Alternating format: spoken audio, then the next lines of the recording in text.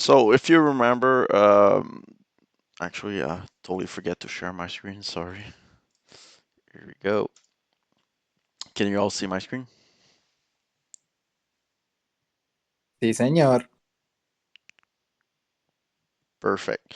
So if you Obvio. remember the first session that we kind of covered the core concept of get proc address and load library, and I kind of show it to you a bit how we can actually retrieve that from a running process. As I told you, there's the TEB and the PEB, the process environment block and the thread environment block. Doesn't really matter where you're actually running this from. The idea is that we're actually going to retrieve information about the PEB itself, right? And Actually, I just wanted to show it to you first that you can actually confirm all this information using a debugger. So I guess I'll just write a little C code that it's going to be just sleeping forever, so we can actually just hook it using WinDBG. WinDBG is extremely powerful, a bit too powerful for me because I have no memory, as you kind of already know. But there's all kind of functionality that can actually be used to gather some information about the environment, and this is exactly what we're going to do right now as a proof of concept of what we want to do. So this little program will literally just do nothing. So we'll just, sleep execution for an insane amount of time. It doesn't really matter what it does. I guess sleep.c, and we're gonna actually launch it.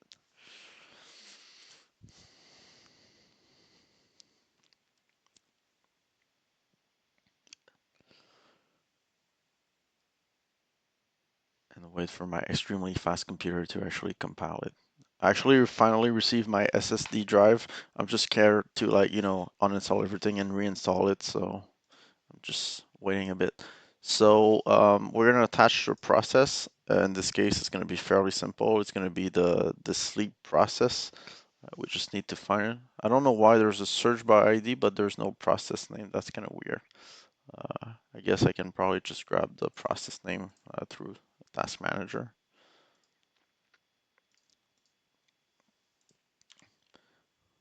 So it's 13624.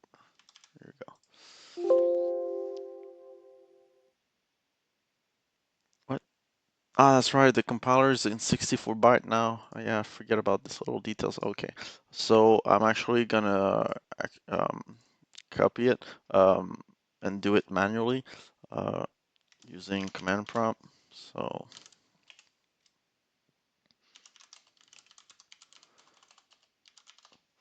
uh,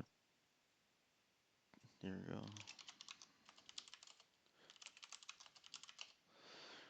Okay, perfect. Where is it? GCC. The idea here is I want to do it in 32 bytes because we've been using 32 bytes since the beginning, but in the future we'll switch to 64 bytes, just that it's slightly different. So I want to keep the information with the one that we actually started working with, sleep.c, sleep.exe.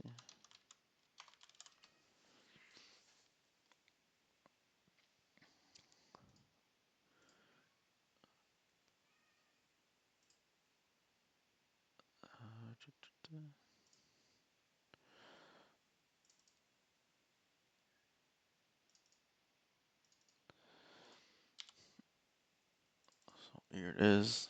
So we're going to attach to the process. Once again, let me find the PID real quick. It's 13212. Here we go. So as you can see, we're actually inside of the process.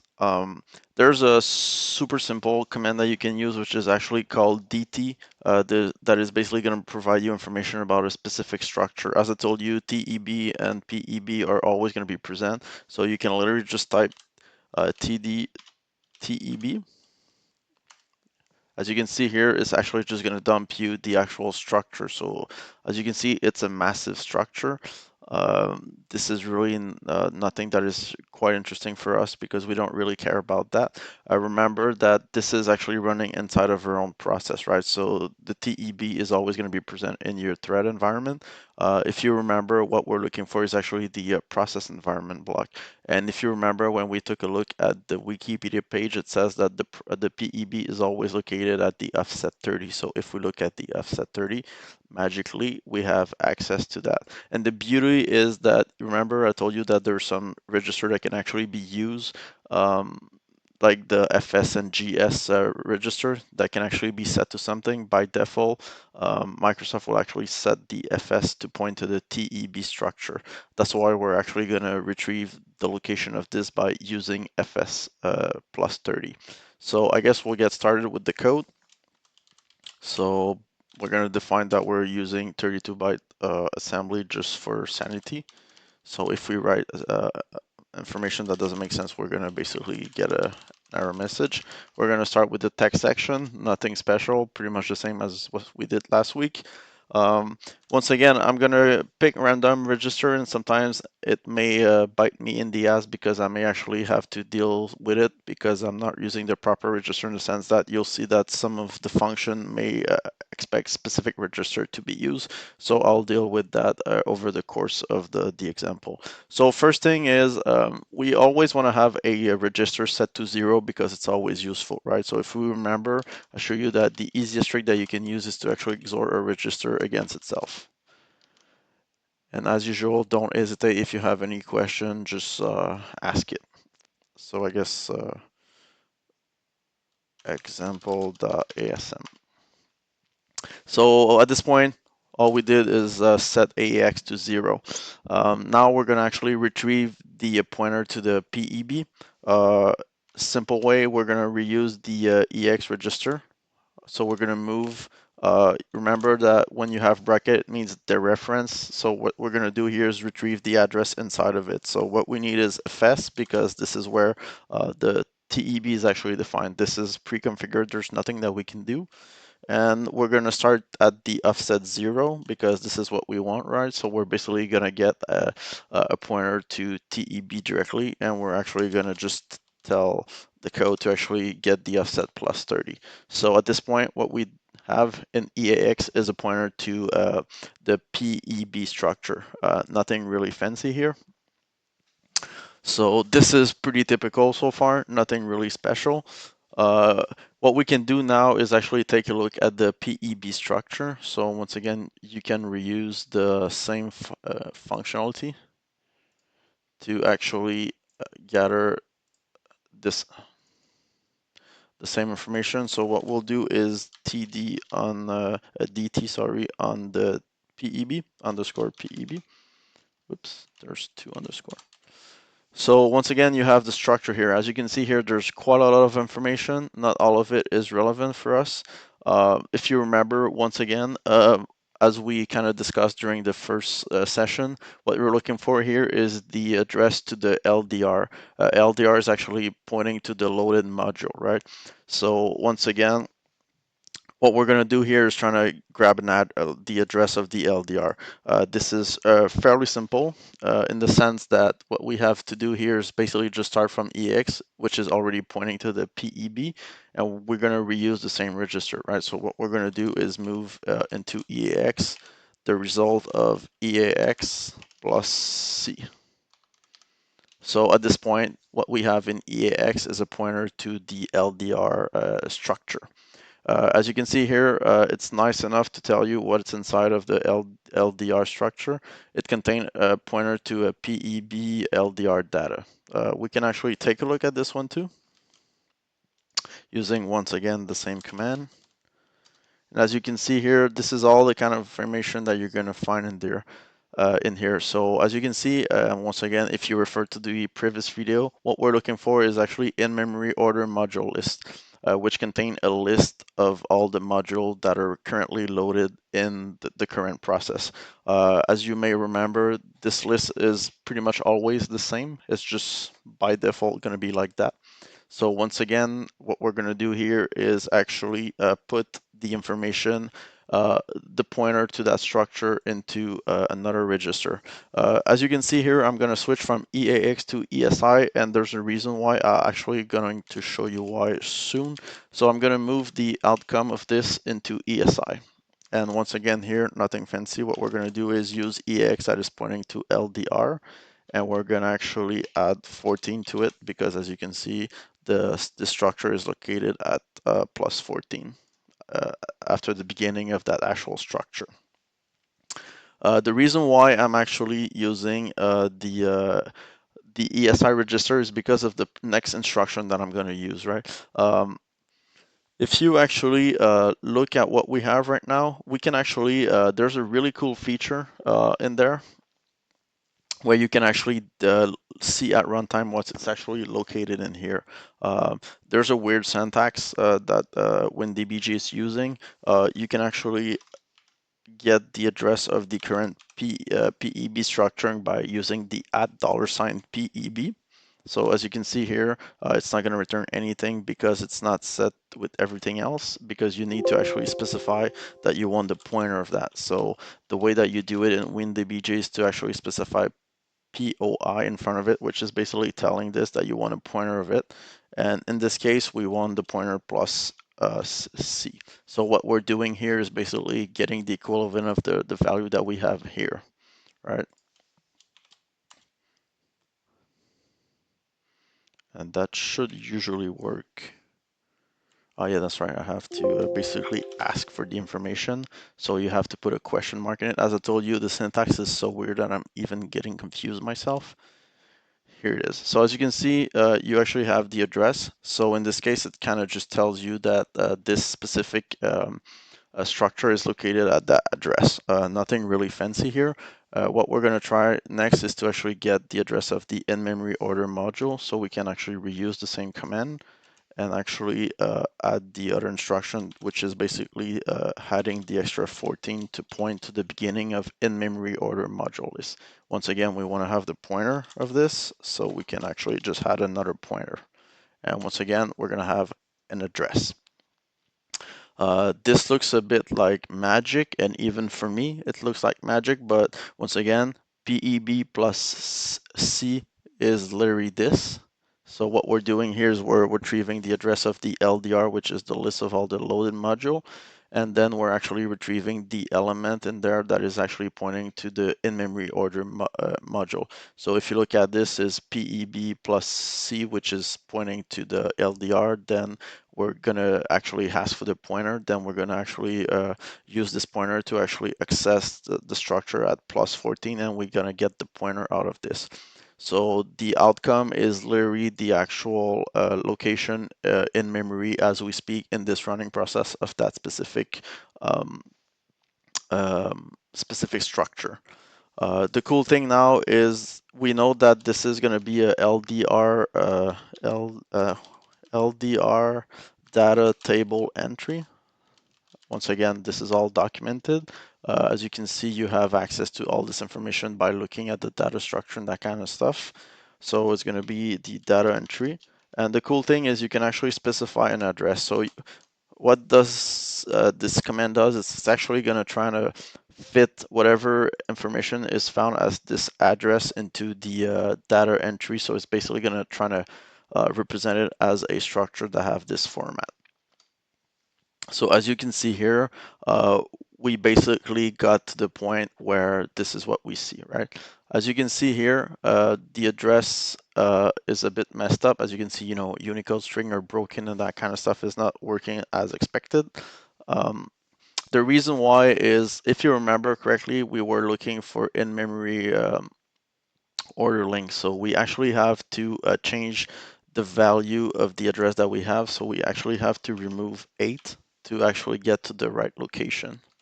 And as you can see now, it should work usually. Interesting. Usually you should actually get to this and it will actually fix all the information like the DLL base, the DLL full name and that kind of stuff. You can actually also do it with the UI. If you actually click in memory order link,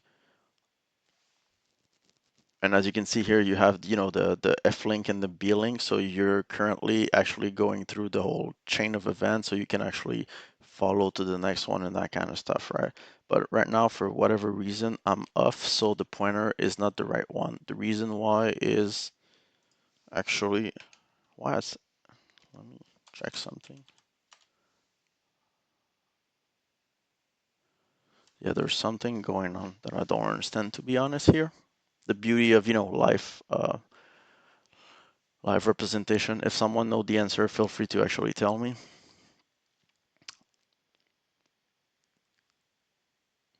But you should be able to actually be able to go through the whole list because this is an actual double linked list and you're actually pointing to the previous and next element, right?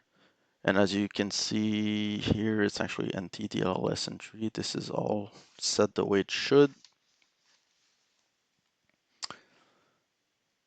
But yeah, as you kind of see, and this is actually documented, LDR uh, loaded module. What I wanted to basically point out is the fact that um, you're always going to have the same structure in place. I don't know if MSDN is basically telling you this, but what we want to see and get is the entry point and DLL base. Um, you'll notice that if you do that, you're actually going to get the right information.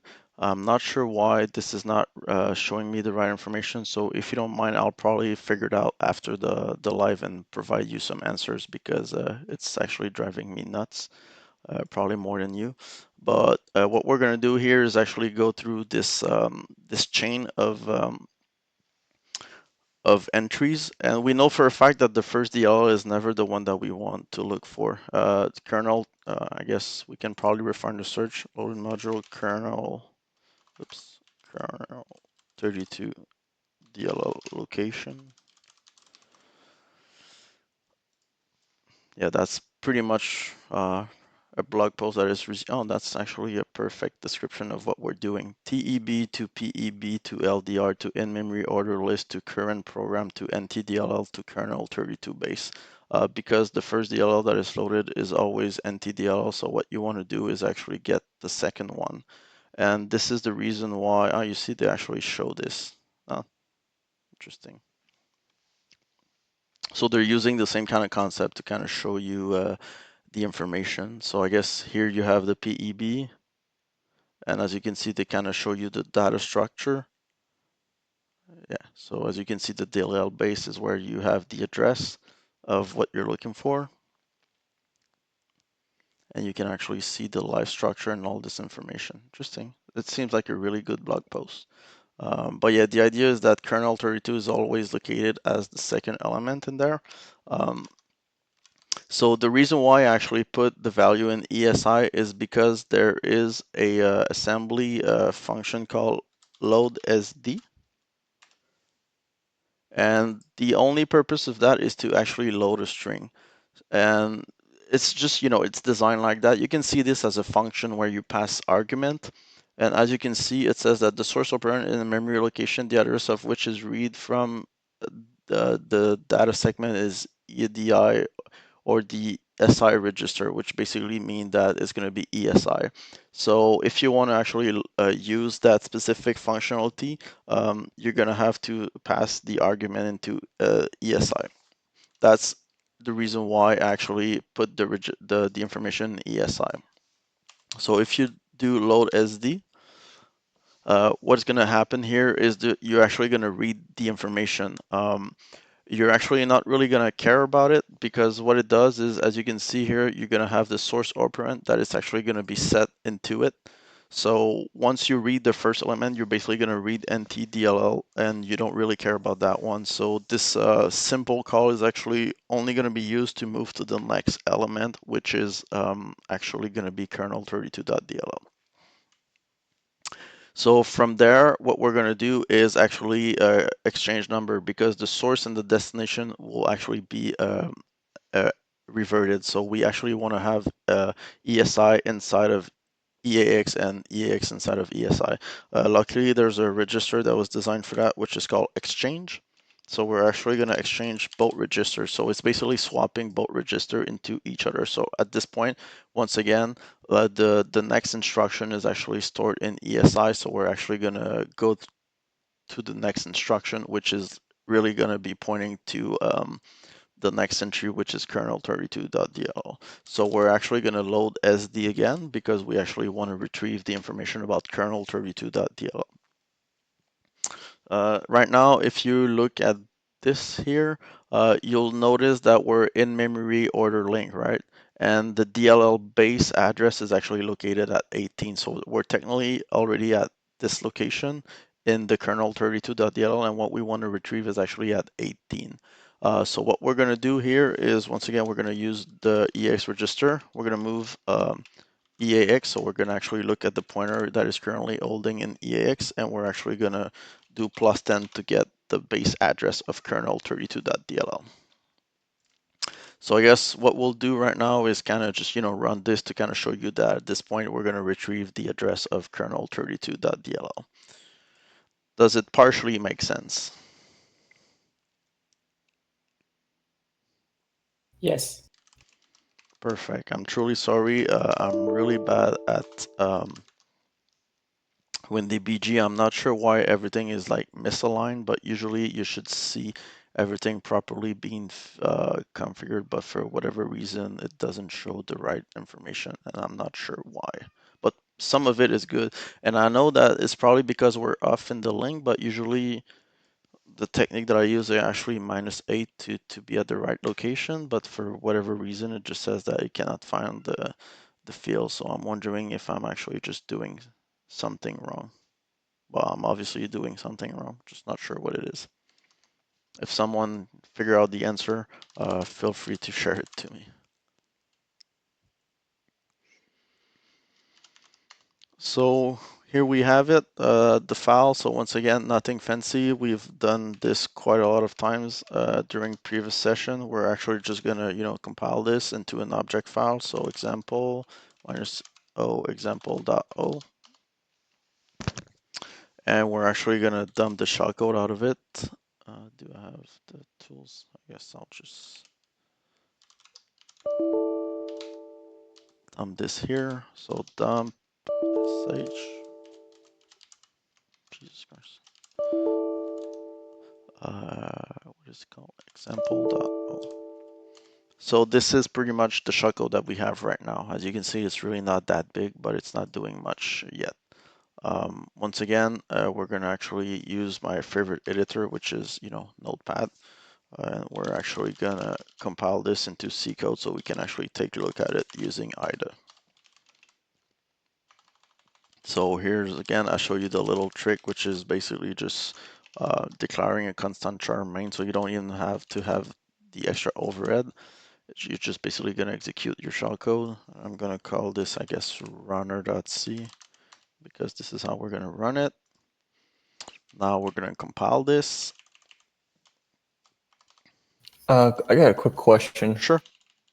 So I may have missed this part, but the load SD and the load AD, is it grabbing it from a certain register? It's reading like an address from a certain register? That is correct. That's why I ended up using ESI instead of EAX. If you look Okay. at the actual documentation, it's going to tell you the source and operator that is using.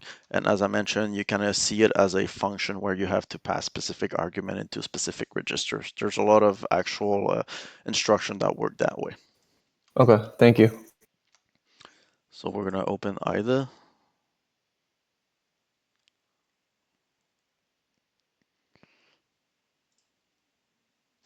New desktop tools and bin runner.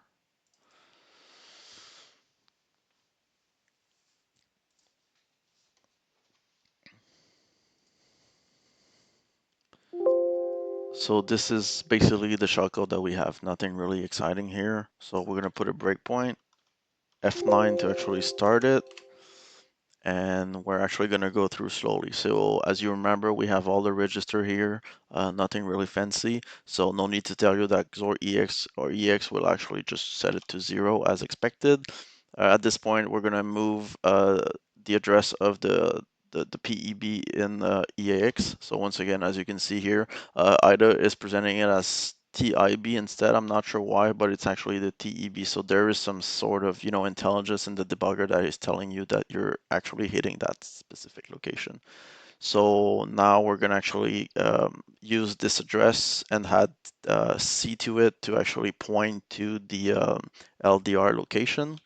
So once again, as you can see here, in this case, it's basically telling you gibberish because it's not capable of trying to understand what you're trying to do. So don't rely on the information here. It has nothing to do with what you're actually trying to do. In this case here, we're actually going to move the LDR plus 14 as we saw because we want to access the information that is located at the specific location, right? Which is the list entry in memory order module list, right? So from there, we're actually going to store the information in ESI. Notice that there's already data in ESI. It doesn't matter because since we're using the full register, whatever value we're going to retrieve is going to override the whole data in here. So as you can see here, we have this address. Once again, what's going to happen here is the load SD will actually do the magic and it will basically try to retrieve all the information. So as you can see here, EAX and ESI were modified because it's actually going through the list. We're going to swap both register because they're now in reverse order for the next call. So once again, they were just swapped, nothing really fancy here. We're going to do it once again because we want to get access to the second element of the list. And now at this point, we most likely have a pointer to kernel 32 structure. So once again, we're here in the structure, which is the in-memory order link, and we want to have the base DLL entry DLL base, which is basically the address in memory where the DLL is located. So we're at 8 plus 10, which is exactly what we're going to do here, and we're going to actually store the answer into EAX. So as you can see here, EAX is now pointing to the kernel 32 DLL. And it's, once again, the debugger is smart enough to kind of tell you that you're actually pointing at kernel 32. So we're at the literally entry point of it. And as you can see here in the little debugging window, if we follow the code, we can see that the first 2 bytes are MZ, which tells you that we're literally at the beginning of the actual executable file. Because if you look at executable file, they're always going to start with MZ for Windows. So at this point, we know for a fact that we retrieved the address in the current process of kernel 32 that is loaded. Make sense? Yes. Any question? Don't be shy, we're here to learn. Well, actually, I have. Go ahead. I'm still trying to figure out what's DEB and the other one. TEB is thread environment block. So every time you spawn a thread inside of a process, there is this structure that is defined by the operating system. You don't define this, it's just always going to be there. The OS is taking care of it for you. The idea here is that there's a lot of internal that actually rely on this information. Got that part? Mm-hmm. Okay. And the way to access it to make sure that it's always as a predictable location, the underlying system actually decided to use the FS register. So when you basically spawn a thread, this is all happening in the kernel and it's magically happening in the OS. FS register will actually point to the thread environment block. This is just how it is designed. Make sense? Yeah. Okay. So But from there, yeah, go ahead. no, go ahead. I was just about to say that from there, if you look at the thread environment block structure, as you can see here, this is a structure. So these are all the element inside of the structure. As you can see, you have, like GID, client PID, working on behalf ticket, all kind of information that we don't necessarily care for now. But there's always a pointer that will point to the process environment block.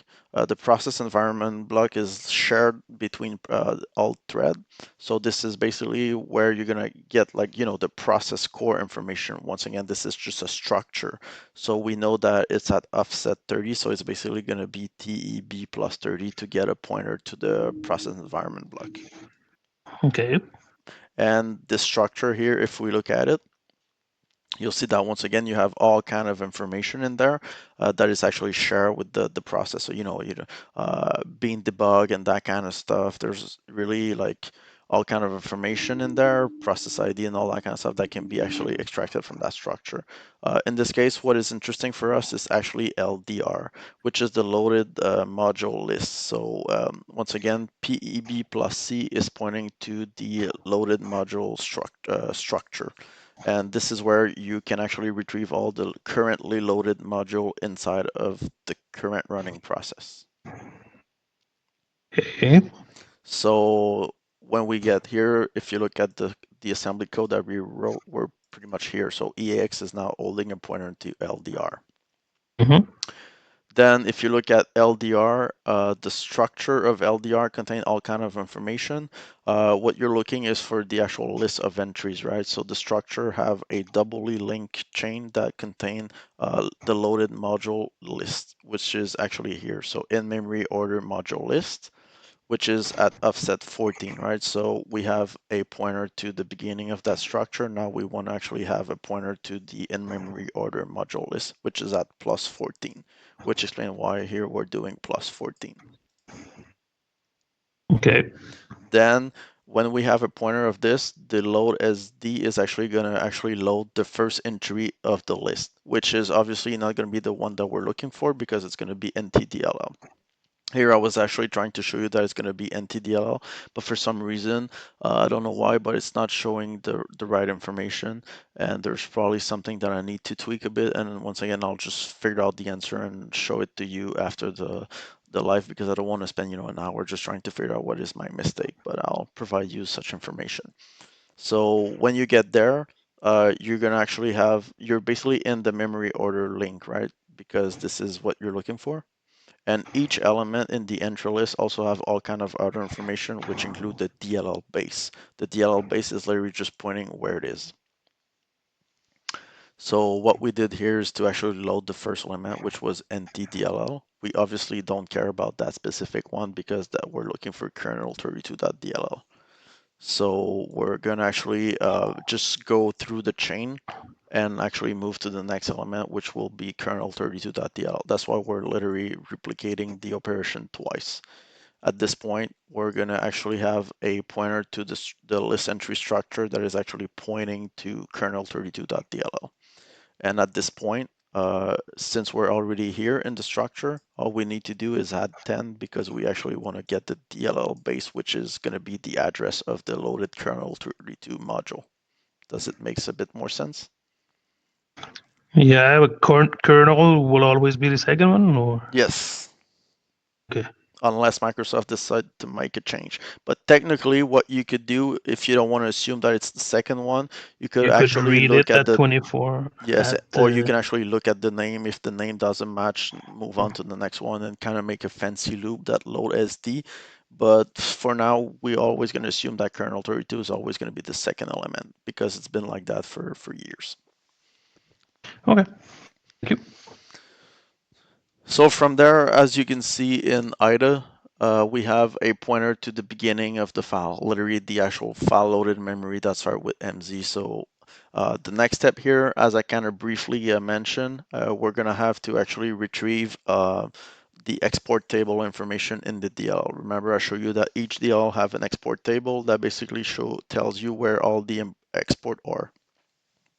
What we're looking for here is actually all the list of it because we need to basically find a way to go through that list and find the address of what we're looking for.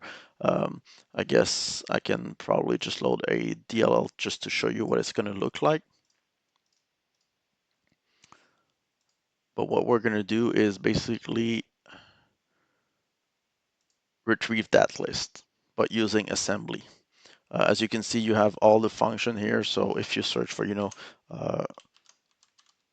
get proc address, as you can see here, there's an actual address that is defined. There's an ordinal because you can also call function using ordinal. But what we're going to try to do is to actually get that address using assembly. So we're going to have to parse the whole export table. Once again, this is just interpreted by the debugger, but there's a structure. And once again, it has predefined information in there.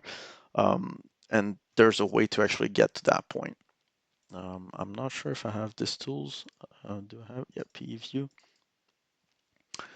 So what we'll do, we'll load kernel32. No, it's a 64 byte. Well, I wanted the 86. And as you can see here, you have the image DOS header, nothing fancy. So as you can see here, you have the magic MZ, which kind of confirmed that at offset 0, the beginning of the file. Sorry, I closed IDA, but we basically have a pointer here. The DOS header is not something that we actually care about. What we care about is to get the offset and the actual PE header. So without a surprise, this is located at 3C. So we'll keep that in mind.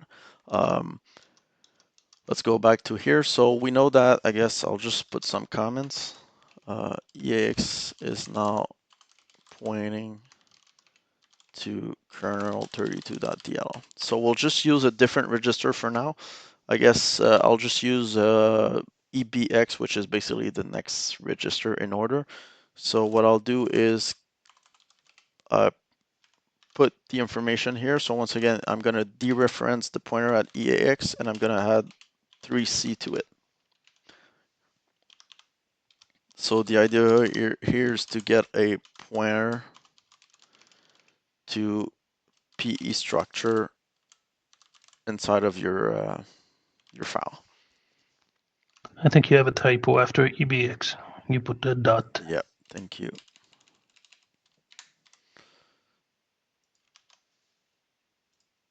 So we're literally going to be here.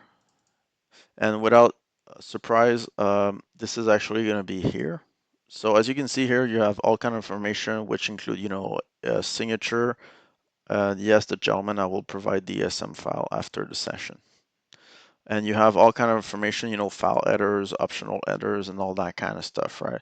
And what we're looking for here is the actual export table. This is where all the information is actually exported.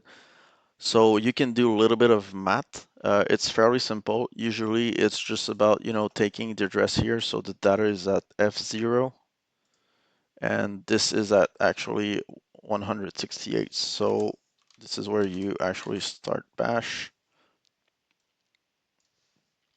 Python and you can do 168 minus F0, which is 120, and we're going to convert this into hexadecimal just because we're using hexadecimal since the beginning.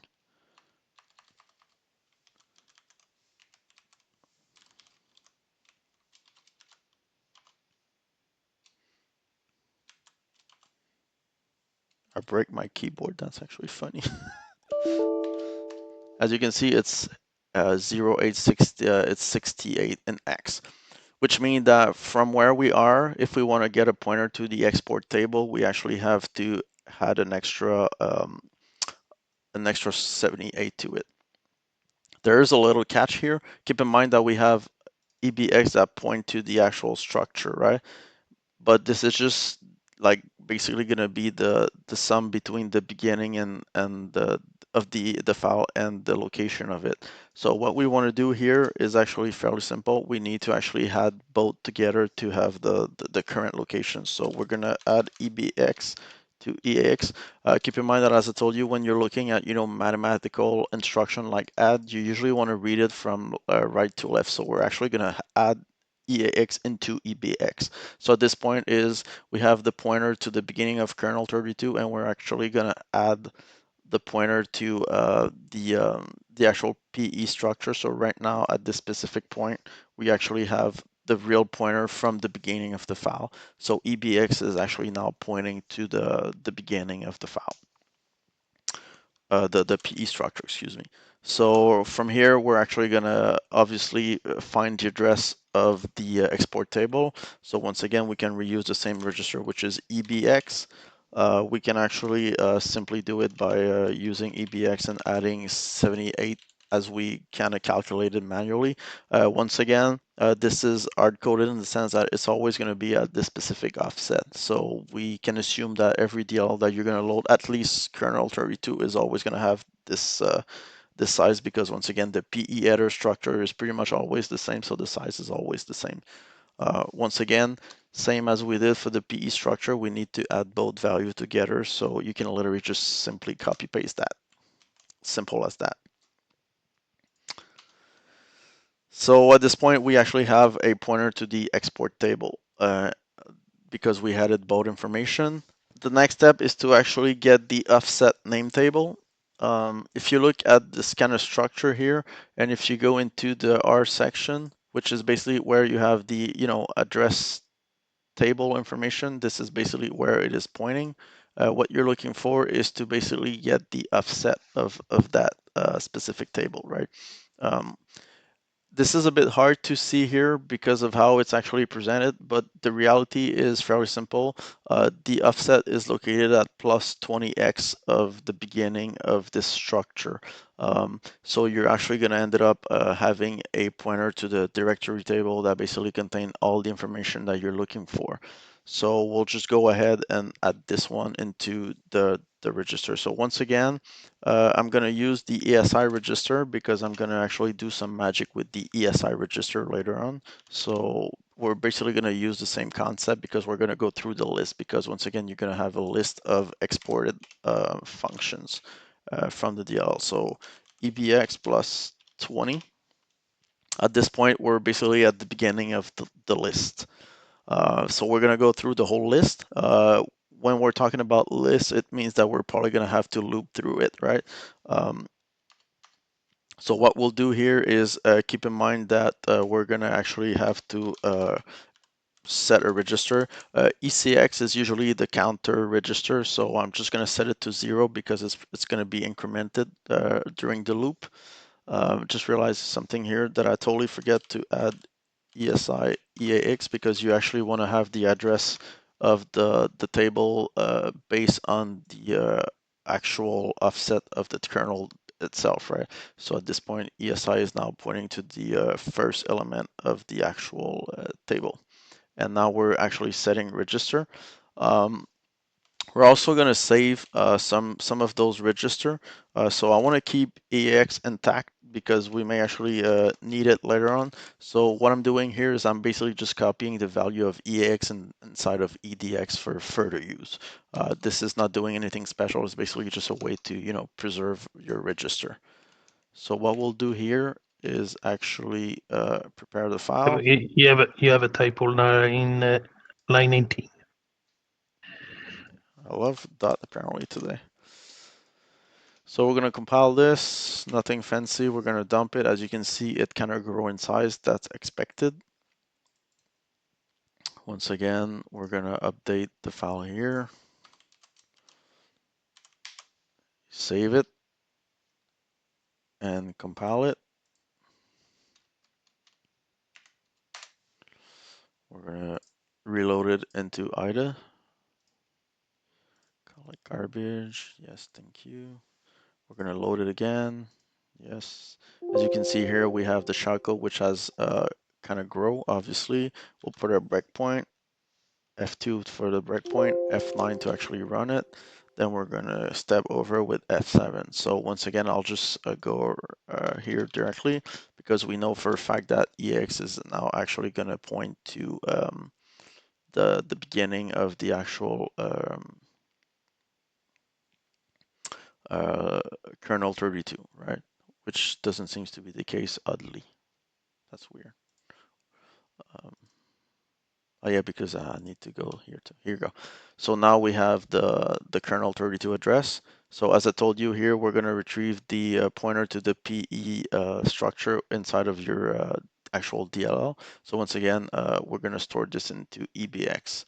As you can see here, it's just an offset, right? So it's basically where it is. And if you look at the information here, you're basically kind of getting the offset starting from the beginning of the file. That's why we actually need to add whatever we retrieve to the original value to actually get the pointer to it. Right now, we just basically got the math between both. That's why we're actually going to add both together. And as you can see now, EBX is actually going to point to a location, which is basically the base of the DLL plus F8. So at this point in time, we actually have access to the PE structure. Once again, we can jump in this assembly. As you can see here, it starts with the PE header. So it's a good sign that you're usually where you want to be. This is also part of the DLL, so if you look at it with the X editor, you'll realize that there's a PE structure in there too. We're just literally finding a way to actually get to it. Next step here is we actually added a 78 to it. So what we want to do here is fairly simple. We just want to retrieve the address of the export table. So by doing the map, we got this. Once again, we're going to increment the value by adding the original position of EX. Don't forget that we use EX to add it to EBX, but EX value was never actually modified. So it's still the same value. That's why we can reuse it over and over. And once again, EBX will actually be modified. The next step, as I told you, is to actually get the table. Once again, it was kind of hard to show it to you using PE view, so I'm just going to tell you that the value is an extra 20x. So what we'll do here is actually set this value into ESI. So once again, this is the register here that's going to be affected. As you can see here, this offset is obviously off. So what we need to do is actually add the EAX value to it to actually make sure that we're pointing to the right location. So at this point in time, as you can see here, we have an address that makes more sense. And if you actually follow this in memory, you should actually have a pointer to something. So this is where we're actually going to start looking at those pointers and see what they're actually pointing at and get. Excuse me, Charles. Yep. How do you see that view? You go from there to the other view. The little arrow next to the Okay. address. Okay, so that's how you can see Yep. the address. Yep. Yep. And as you can see here in ESI, you can see that there's a bunch of, pattern that kind of repeat themselves. This is usually a good sign that you're inside of a list of all kind of pointers, right? These are just pointers to the list, so we're actually going to go through all the elements. So what we're going to do here is use the load as the instruction again to actually go through all of them until we actually find what we're looking for.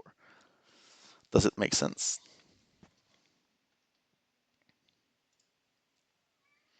Yep. Perfect. Anyone else? Any question?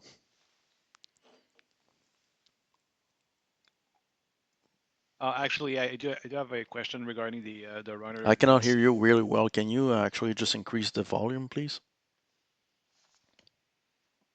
Never mind. I'll ask it in the chat after. I got a problem with my mic. Sure. I just have a hard time hearing you as you're super quiet. So the thing is, there's actually two ways of doing it. What we're going to do here is actually do it the right way up front. There's several examples that you may found that actually going to look for the string and see if it's matching. This is interesting, but this is not necessarily the most efficient way of doing it. Yeah, what we're going to do is basically kind of come up with our own little algorithm to actually make a unique value for each export. The idea here is that we're actually going to take every strings and actually create a mathematical value out of it. If you look at the download center, I actually put two files in there. I give you the source code and the actual utility itself, which is called DLL hash calculator. What it does here, and I have no credit, it's basically the C version of what we just did, right?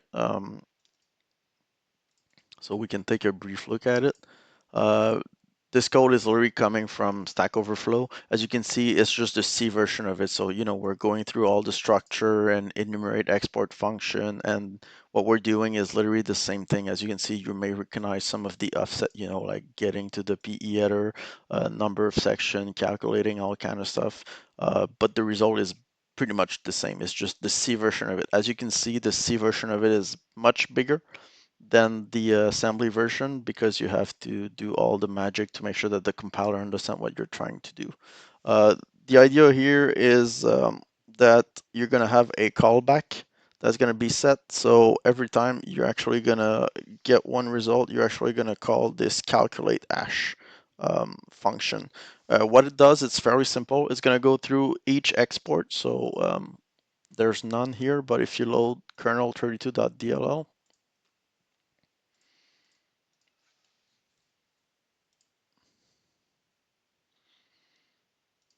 it's basically going to go through all of this.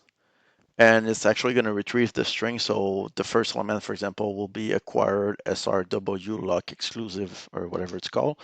So when the callback is hit here, you're going to have this in the variable. So I wanted to have a simple algorithm to actually create a mathematical value out of it. So if you look at the code here, it's actually extremely simple. All it does is actually take the value in the hash and actually do a bit shift of 1. So this is the operator for a shift left. So basically, if you look at the byte, let's say these are your bytes. If you do a shift left 1, it's just going to do that. This is all it's doing. So I'm basically going to convert the letter because it's from an assembly perspective. It's a number anyway, right? There's no such thing as letter or numbers when you're looking at register. There's just a bunch of information that looks like numbers. So you're capable of actually shifting the letter like that without any issue. So I'm actually going to move the byte. Then what I'm going to do is actually add the letter itself to the hash. So let's say you have the letter 41. It's actually just going to shift the bit. Then it's going to actually add 41 at the end of it. Then you're going to loop through all the characters and you're going to repeat that. So whatever result you had, you're actually going to shift it left again by 1 byte and had the latest letter, and you're going to go on and on and on until you actually reach the end of the string. This is basically going to come up with a little hash. It's not like a secure crypto hash kind of thing, but it's actually a unique value that can be actually used to find them. So the idea behind this utility here is that you can actually just, generate all the hash for each function. So if you run it, it's actually pretty straightforward.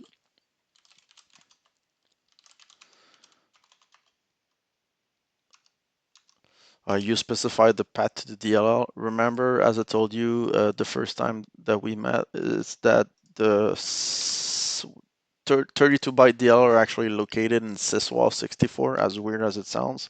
So if you want to take a look at the 32-byte version of kernel 32, it's actually going to be located in syswall64 folder. So I'm actually going to save that to a file to save some times. Here we go.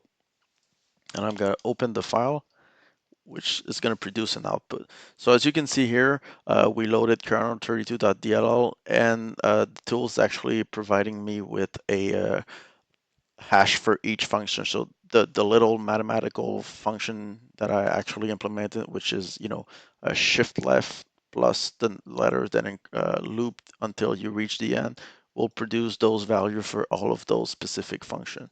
The idea here is that you're going to have a unique value for pretty much all of them. This is the idea. The truth is some of them may actually be duplicated, but we don't care most of the time because what you can do is actually confirm that the one that you're looking for are unique. In this case, we're looking for only 2 of them, which is get proc address. So Control F, get proc address. So this is the value that we have for get proc address, right? What we can do here is fairly simple. We can actually grep for that inside of the output. And as you can see, there's only one result. So even if it's a really simple mathematical algorithm, the export table is only going to provide you with one result, which is get proc address. So if we manage to find a way to calculate that, we know for a fact that we come across get proc address only. The other one that we're looking for is load library. Once again, you may remember that there's several load library because there's the Unicode version of it, there's an extended version of it that have more parameters.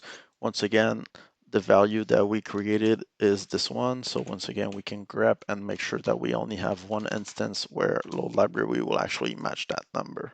And as you can see, once again, this value is unique for load library. So this is exactly what we're looking for, which is perfect. Does it make sense? A quick question here. Yep. If we know the name of the function that we're looking for, Yep. why can't we just go through all of them and use the name itself to decide if it's the right one? You can actually do that. From a shellcode perspective, you want to stay away from strings as possible. Remember when we did the L world, we basically, push all kind of stuff. So push, we will have to push, get proc and do it backward and all that kind of stuff. So it's actually going to increase the size of your shellcode by quite a lot. And when it comes to detection, it may actually be able to detect the fact that you have a string that match get proc address and that kind of stuff inside of your shellcode. So using the hash table is probably just more convenient. It's actually going to reduce your shellcode by quite a lot, because you don't have to store the actual string. You're just basically storing a int32 instead of the whole function name. Yeah, and it's stealth. Not necessarily mode. stealth, but it's actually much easier to actually convert. And basically next week what we're going to do is we're going to take that shellcode and try to obfuscate it. So if you don't have to deal with string and stuff like that, it's actually more convenient most of the time. Okay, thanks. That's the idea behind it. So what we're going to do from here, and actually if you want I can show you an example. I'll just try to, once again, as I told you, separate the code to make it a bit more readable. I'll create a function. As I told you, there's no such thing as function in assembler, so I'll just basically declare a label, so it's actually easier for us to actually see what's going on, right? So from here, what we're going to do is call find address, right? Because what we're going to try to do here is to actually find the address of something that we're looking for, right? In the specific case, I guess we'll start with load library, because we're going to have to load um, user32.dll, if you remember, because this is where the message box API is actually located. So what we're going to do here, fairly simple, we're actually going to push the information. So we're actually going to push on the stack the address of what we're looking for. So once again, if you had to do this with the whole load library A, you will have to actually push the string, then retrieve the pointer to the string. So in this case, we basically get rid of all of this, and we actually just push the address, the value of the little hash value that we know. So from here in find address, nothing really fancy is happening. The only thing that we're doing is we're actually going to increase ECX, because as I told you, it's a counter. So what we want to do here is basically just make sure that we keep track of the location, because we're actually going to need that value when we actually found the address. So first thing is to actually increment it. And remember the good old load SD instruction. This is where it comes into play again. We're actually going to load whatever is pointing in this specific location, which is usually going to be the address of what we're looking for. Once again, we actually want to make sure that we have the right instruction. So remember that we basically save EX into EDX, so we can basically now reuse EAX, which is actually pointing to the beginning of the actual kernel address. What we'll do is we're actually going to add EX with EDX.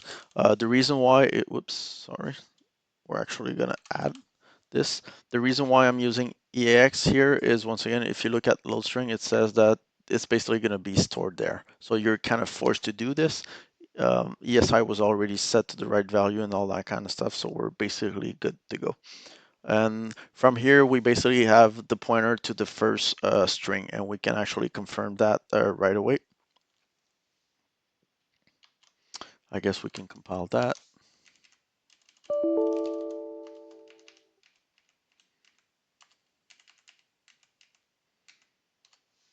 Once again, no need to tell you that your shellcode is going to get bigger and bigger over time. We're going to replace that.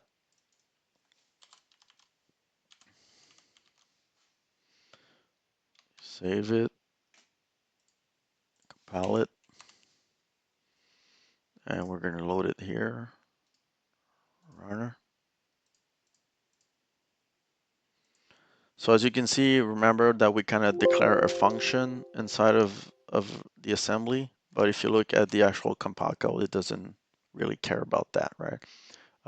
It's just not smart enough to understand this, because we don't have a real function structure, so it just doesn't really care. So what I'll do here, I'll put a breakpoint at the first increment, because we know for a fact that when we reach that point, this is where we're actually going to try to see what's inside of the address. So we're going to start debugger when I get to that point. So we actually have ECX set to 0 because we cleared the register before we actually enter the loop. Then we're actually gonna load whatever we have in ESI, which is the first pointer, right? As you can see here, we now have a pointer to the offset of this first address that was actually loaded from that location. Remember that we actually kept the original EAX value inside of EDX. The reason why we did that is because we know that load SD will actually destroy the content of EAX because it's always going to be the destination of whatever's going to happen. So like we did previously, we need to actually add EDX to EAX to actually get the actual pointer of where we're going. So this is exactly what's going to happen here. So as you can see here, EX is now pointing to an actual address. And if we look at this inside of the stack, as you can see here, we're clearly pointing to a function name, which is acquired SRW lux EX exclusive and a null byte, right? Which means that we successfully retrieved the name of the first function in the export table, which is exactly what we're looking for. So next step that we have to do here is to basically calculate the hash of that specific instruction, specific export. So we're in the find address function. I guess once again for clarity, we're actually gonna calculate the actual hash of that. So I'm gonna call another function called, I guess, calculate hash. And what we're going to do here is do a little bit of magic. Once again, remember that as you can see here, the EX register was actually modified even if we didn't use it by the function call. So this is where it's going to get a bit more messy, if I can put it that way. What I'll do here is basically save all the register because I want to make sure that they're going to be in good shape after I'm done with the hash calculating. So we know for a fact that we need to preserve EX. We know for a fact that we need to preserve EBX, and we know for a fact that we need to preserve ECX because this is a counter, and we also need to preserve EDX, which is basically pointing at this point to the beginning of the kernel 32, and we cannot lose this address at any cost. The idea here is I'm actually just going to push all the information on the stack. The reason why I'm doing this is I can do everything that I want, then I can just, pop them back and actually retrieve the original value without actually modifying them. So what we'll do here is basically save them on the stack so it can be retrieved later on. In the find address, what I'll do here is actually call this function, which is calculate hash. So at this point, we're actually going to call calculate hash. So we save all the registers that are extremely valuable. Now we need a counter once again because we're actually going to go through all the characters of the actual export name. So once again, we're going to set it to 0. That's one of the reasons why we actually push it on a stack because obviously now we just modified this value. So there's no way for us to actually retrieve the value if we don't do that. We're going to clear a bunch of other register. You can always, XOR EAX with EAX if you want, but I prefer to actually just move it. So what I'll do is I'm also going to clear other register. So EBX, so I'm going to move ECX into it. At this point, it's fairly simple. Basically, you move 0 into this register, so they're both set to 0 now. We're also going to clear EDI, so we're going to set EDI with EBX. Once again, EBX is now pointing to 0, so it's basically like a staircase if you look at it that way. I'm just basically pushing register into each other, so they're all set to 0. And I'm also going to do that with EDX. So I guess I can put EDI to follow the same pattern. So everything is now set to 0, at least those 4 register. The reason why I set those is because I actually want to use these to actually calculate the hash. So what we have to do here is fairly simple. The idea here is that EDI will actually hold the hash value after I'm done. What we know for a fact is that we're actually going to lead a loop, right? We need to loop through all the characters, and we need to find a way to actually see how we actually reach the end of it. So I'll just declare a label for the beginning of my loop because I'm going to have to find an instruction that is actually going to jump back to the beginning of the loop, right? In this case, this is a non-conditional jump, so obviously this will have to be modified later on. But what we'll do is we're actually going to look at the C code that we use here. So what we did is actually a shift right of the current hash value, a shift left, sorry, of the current value, right? So first instruction, how you do a shift left in assembly is fairly simple. It's the same way as you pronounce it. So shift left is the name of the instruction. As I told you, I'm going to use EDI as the register that will hold the hash value. So what you do is specify the register and the amount of byte that you want to shift left. So in this case, I'm shifting EDI by 1 on the left side. So this is basically the assembly version of this here. So at this point, we didn't even touch the char itself. We're basically just looking at the value itself. Next step, you may remember that during the previous session, I told you that you can actually decide the size of the data that you want to retrieve. You know, there's D word, word, byte. In this case, because we want to work on each byte of the string, what we'll do is actually move 1 byte of the data that is actually pointing at the current address, right?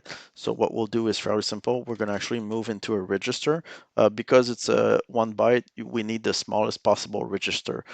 If you remember, if we look at 30 byte register, oops, I don't want to shop register, sorry. This is basically what we're gonna have. So, you know, the smallest size is actually like DL for EDX registers, or CL for ECX, or BL for EBX, and AL for AX. In this case, I cleared the EBX register. So what I'll do is actually use the DL, sorry, register as the last one. I'm actually going to use this specific byte. What I'll do here is specify the size of it. You don't actually need to do that. It's just that I found it uh, really good when you're trying to read your code, because you at least you declare the size of what you're trying to do. So if you introduce a bug, it may actually be easier to troubleshoot. So the way it works is NASM is you just really specify the size of it. So in this case, I'm saying, hey, I want to move a byte.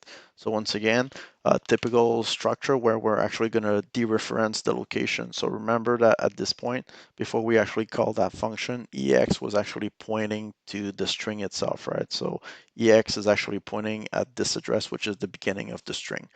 So what we're going to do here is actually extract EX, but we need to find a way to actually go through the whole data, right? So we're actually going to add ECX to it, which is basically the counter. So every time we finish a loop, we're actually going to have ECX increase by 1, right? So in this current state, it's going to be EX plus 0, because ECX is still set to the original data, right? Nothing really special here. So if you look at this once again, we completed that specific instruction. Now what we have to do is to actually add the value at that specific location to the hash value. Fairly simple. You can just actually use the add action to actually add EDI with EDX. Notice here that I'm actually using the DL register, but the truth is DL is actually the 8-byte version of the full 32-byte register. You want to do that because if you actually do like DIL and like DL, you're not going to keep the rest of the whole register. So you want to make sure that you're using the full register to not have any data lost. That's why I'm using the full size register here.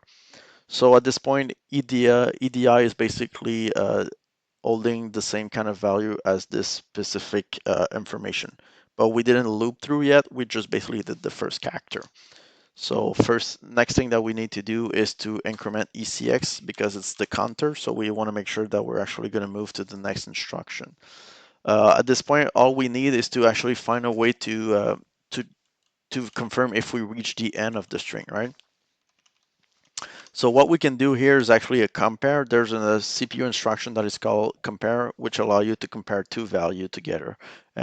We briefly touched on that last time. You can actually, check the flag that are set or not. So what we'll do is compare the byte. Once again, we're going to specify that we're looking for a byte because this is what we're going to do, of EAX plus ECX. The reason why I'm using ECX here is that if you notice, I did the increment before I was actually validating this, which means that we're a byte after the one that we actually just used.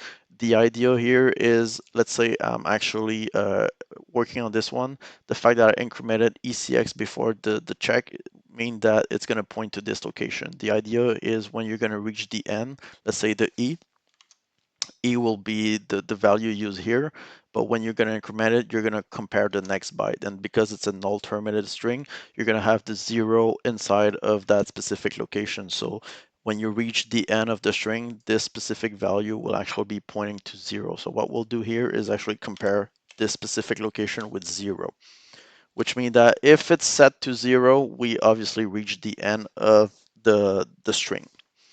So we're going to have to change the jump, obviously, because what we want to do is jump until it's not equals, right? So if these are not equal, we want to go through the loop and basically do all the math.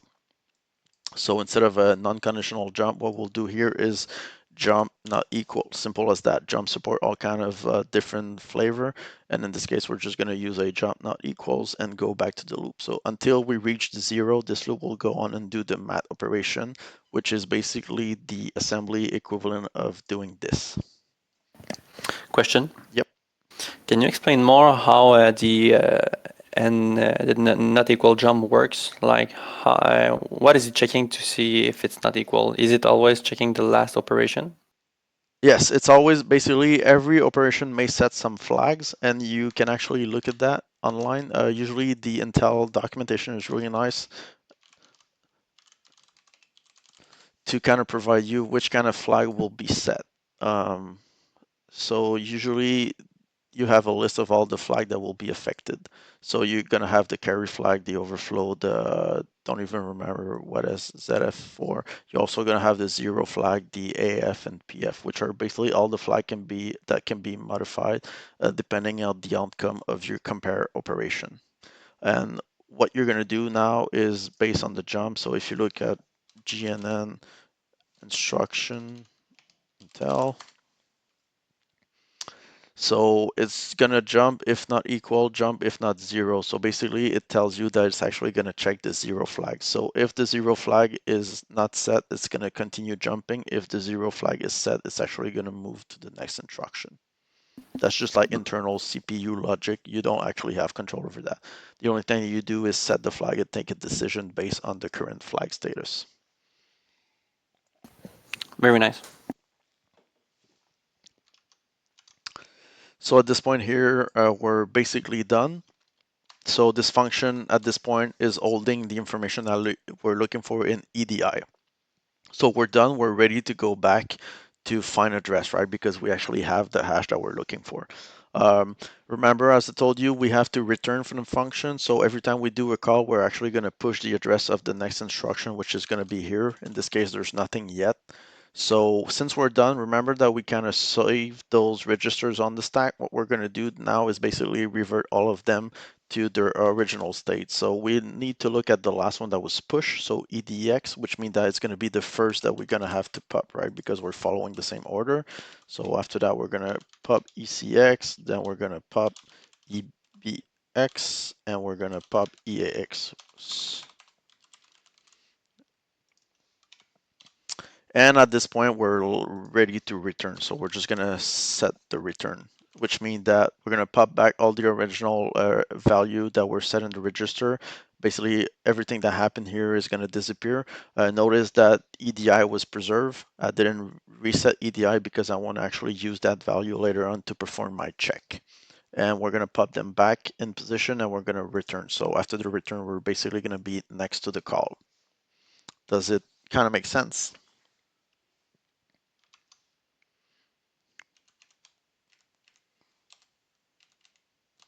Is this a no? Yeah, it's good. Perfect. Anyone else?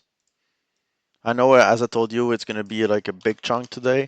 You may want to rewatch those video like a million times. Even myself, like it took me quite a lot of time and effort to actually get to that understanding. So don't be afraid of like not fully understanding everything that's going on. It's totally normal.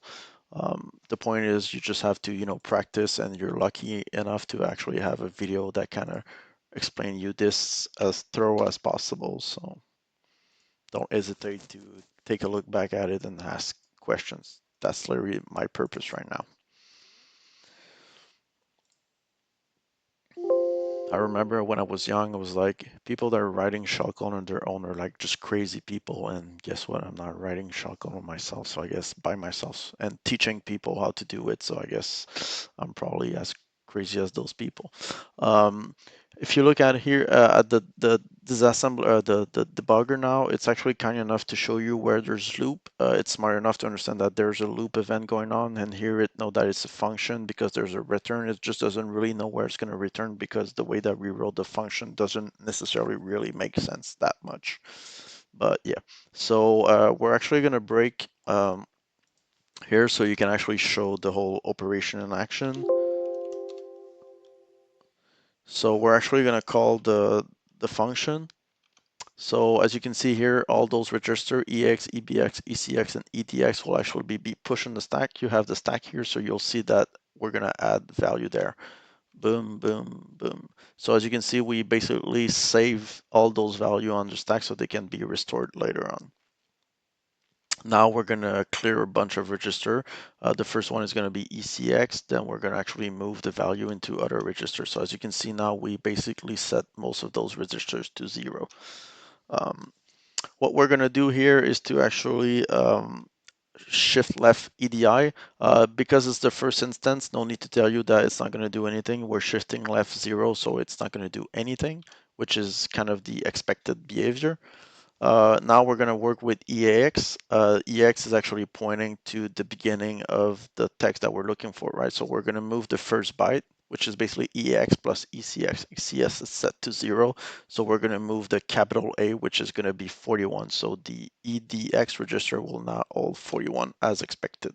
As you can see here, we now have 41. This is where we're actually going to add that value to EDI. Once again, it's the first iteration, so it's 0. So it's literally just going to set it to 41. Then we're going to increment ECX, and we're going to actually compare the byte at EAX plus ECX. So right now ECX is +1, so it's basically going to be EAX +1. No need to tell you that it's obviously not going to be 0. And as you can see here, you have all the flags, and we can take a look at the 0 flag, which is here.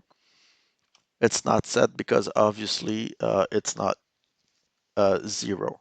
So as you can see, IDA is nice enough to tell you that we're basically going to go inside of the loop one more time because we're not meeting the requirement to actually move away from it. So once again, now we're going to actually shift left EDI by 1. Now there's actually value. You'll see that the value will actually change. So it was just changed because the byte were shift by 1 left. Now we're actually going to retrieve the value of EAX +1, which is actually going to point to the queue. So it's going to be 71 that is going to be stored in EDX. Once again, we're not clearing the register because we know for the fact that we're going to override that specific location. So it's now set to the actual value. Not sure why I say it was 71. I just don't know how to read. Obviously, it was the 63, which is C. So it's actually going to add this value to EDI. So once again, it's going to increment, obviously. So as you can see here, EDI is getting bigger and bigger. That's kind of intended. We're going to increment ECX. So once again, we're going to move to the index 2. So we're going to compare EX plus 2. Once again, it's going to actually point to Q. So obviously, this is not a 0. So we'll go through this one more time. Once again, we're not meeting the requirement. So we'll actually, go through all of it. And what I'll do here is I'll just put a breakpoint in the pop. So we get to a point where we actually basically finish the whole loop because we reached the end of it. As you can see here, ECX is set to 17, which probably kind of tells you the size of it. And as you can see here, the 0 flag was finally set to 1, which means that we moved to the end of it because we actually have the value. So the full value for this specific function based on the algorithm is 2A992F1D, right? And the actual function name was acquire, what was it again? It was acquire SRW lock exclusive, and we can actually confirm that the algorithm is working as expected. It's always important to do a sanity check. If we go here, acquire SRW lock exclusive 2A992F1D, 2A992F1D. So we basically confirmed that the algorithm that we implemented is basically returning the same value that we expected. So we know that we have the right value in the output file, so we're good to go. Here, nothing really special. As you can see, we're going to pop the information back into the register. So once again, EDX will be modified with whatever was on the stack. Notice that IDA is kind of showing you the value, even if they're popped, because they still technically exist on the stack. It's just that the stack pointer has been changed. Remember, ESP is usually the stack pointer, so it's now pointing to F4, for example. So if I do another pop, as you can see, the value increase. And once again, the register ECX was modified with whatever we have there. EBX will be pop once again, and EX will be pop. So we're basically back to the state before we actually call the function. The only major difference is we have the actual hash value in EDI. So once again, we're going to return to this location that was saved on the stack by the call instruction. So we're not going to jump back to this specific location, which is after the call. As you can see here, we're now here. Make sense? Yeah. Any question, Christian? No, thanks. I'm good. But do you kind of get it and you figure where this is slowly going? Oh yeah, totally. Perfect. So here we basically have the find address, where it's basically going to find the address of all the instruction that we're looking for, right? So what we're going to have to do here is to actually, once again, compare if the value that we have in EDX is actually matching what we're expecting. In this case, we're actually expecting that specific value. So we're going to reuse the compare instruction once again, fairly simple, EDI. Now the $1 million question, how do we actually get the value of that we push on the stack? The truth is we know that there's a stack, right, which is actually ESP. The $1 million question here is we need to figure out where this actual value is actually positioned on the stack. There's several ways to do that. The best way is to actually take a look at it live, but the answer is it's going to be at +4. We can actually show it to you live.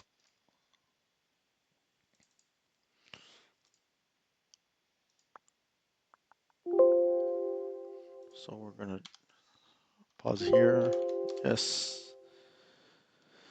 So I guess I'll just put a breakpoint when we hit the end. So we have the value in EDR. We're not going to jump back to the original function, and we're actually gonna point to here. So as you can see here, the stack pointer is actually pointing to 0A, which is here, which is basically some leftover of what we call. As you can see, the value that we push is 59BA3, which is the next instructions on the stack. So what we have to do is actually increment it by 4. That's why I actually use ESP +4. So what I'm doing here is comparing EDI with the value that is actually present on the stack, which is this one. If they're matching, once again, fairly simple, it's actually gonna actually set the flag to 0. So what we need here is a jump. In this case, we want to go back to the beginning until it's actually not 0. What we want is to have a perfect match. So we're going to jump not 0 to the actual function, which is the beginning of it. So what we're doing here is actually looping forever until we actually have a match. Once again, when we're done with find address, we're going to return, because at this point it means that we actually found the address of what we're looking for. Simple as that. Does it make sense? Yeah, quick question here. Yep. Now we push the value of the hash on the stack. We didn't push the value on the EDI is not pushed on the stack. It's just in the register. Earlier at line 23, we pushed the compared value. Yep. We could, I guess, as well. We could have put it in the register. Yes, correct. The reason why I push it is just because I wanted to kind of demonstrate the concept of push, and because in 32 byte you're actually limited in the amount of register that you actually have. I will have probably be limited here in all the magic, so I'll have to do even more push and pop to kind of preserve the original, because it means that if I push in a register, I have to once again overwrite one of those potential value here. That's why using the stack allow me to actually not have to bother about destroying another value in a register. Get it. Thanks. So if we save that one more time, compile it, dump it, as you can see, once again, the shellcode is growing more and more and more. That's obviously intended, but it's still fairly small. And once again, this is far from being optimal. If you want, we can take a look at the actual resolver in Metasploit that is pretty much doing the same thing in a much cleaner way. If you guys are interested, you'll realize that this has nothing to do with what I'm currently writing. It's using the same concept, just in a much cleaner way, because they're not trying to teach it, but they're actually trying to be efficient in using it. So we're going to load that again.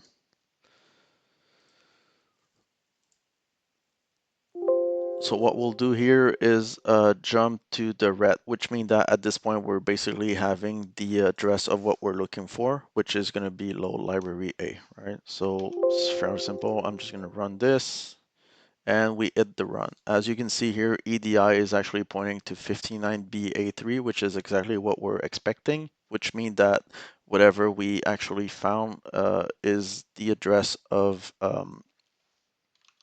the actual export that we're looking for. Simply put, if you look at the find address, it means that at this point, EAX is pretty much pointing to load library address, and it can actually be confirmed by looking at where EX is pointing, which is load library A. So at this point, we successfully confirm where it is located. What is really important here is not where the load library string is located, is actually the offset that was actually presented in ECX. This is where the you know that ECX is pointing to the ordinal location of load library inside of the DLL. So we're actually going to use that specific value to retrieve the address of the actual load library function. And remember last week, we actually did a little tools called resolve, where you can specify what you're looking for, kernel 32, load library A. In a nutshell, what we're looking for is this specific address. As you can see here, we just have an offset and a pointer to the actual string in the export table. So we're not quite there yet, but we're getting closer because we now find the actual ordinal offset of the specific load library export. So at this point here, after find address, we kind of confirmed that we actually have the right offset. So what we're going to do here is to actually get the address. So what we're looking for is how can we actually resolve the address. So once again, we'll create a function that I guess we'll call get address. Once again, it's not really a function because there's no such thing. It's just a marker for us. So it's easier for us to understand where things are going. And we're going to call that that specific location, right? So what we're going to do in get address, this is going to be interesting. As I told you, we have the ordinal location of the actual function. Remember, and this is where it get a bit confusing because we have all those registers that all kind of information that we did not use and we restore them. So we basically have to keep in mind that what we have here is still valid, right? So whatever is pointing by EBX and all that kind of stuff is actually making sense, right? So what we're going to do here is actually use some register. The reason why I'm using those registers, once again, because I don't want to destroy some of those specific instruction. So what I'll do is I'll use ESI as my my register where I'm going to actually receive the information. EBX now is actually pointing to part of the structure, which is basically the image export directory structure. Remember, we actually use it here, right? So at this point, we actually resolve the PE and the export structure. So if you look at this, we're basically pointing to this location, which was the value that we figured with the plus 78. That's why here I actually switch it to another register because I wanted to make sure that I can actually keep trace of the BX register because I'm actually going to need it to calculate the address of the actual function in the export table. What I'll do here is actually use EBX. And once again here, what I'm going to have to do is to actually get to the actual tables that hold the information.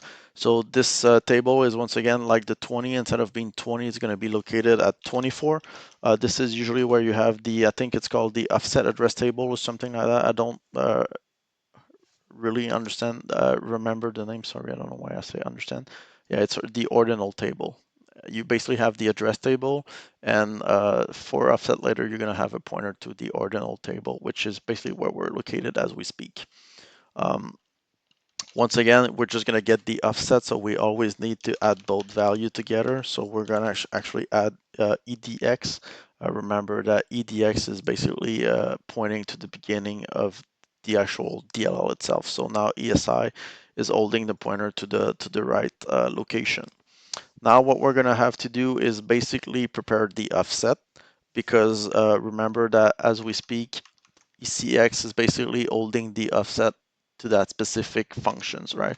So it's really crucial to basically get the right address. So what we're going to do here, we're going to actually use the CX, which is basically the 16-byte version of it, because we don't need the 0 at the beginning.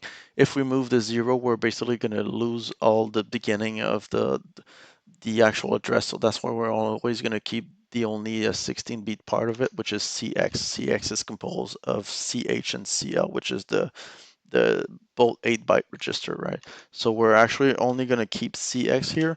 And what we're going to do here is specify the size of it. As I told you, it's a word, so byte is 8-byte and the word is actually 16 bytes. So once again, I'm always using the definition here, and actually I should probably do it everywhere, like here too. It's technically a D word, but I don't really care because I'm literally just moving an address in here. So I'm not even gonna bother basically typing it them, because I will always assume that they're memory locations, so I don't really care about that. That's why I don't name them, but I usually name them if I use a different size. So that's why here we have a word instead of a typical D word, which is 32 byte. So here what we're gonna do is we're gonna use the address of ESI that is pointing at the beginning of it. So obviously we want to do increment to the location of this specific value, which is old in ECX. So fairly simple. Pointer to the table plus the actual location of ECX. And we need to multiply it by 2 because of the way that the actual data is structured.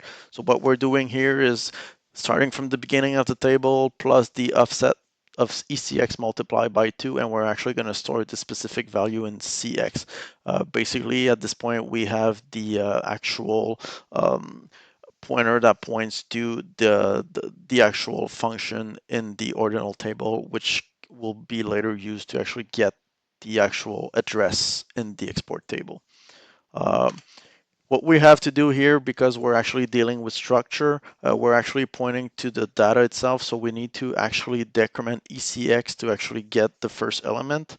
So we're actually just going to decrease EX because we don't really care about this specific location for now. You'll see why later.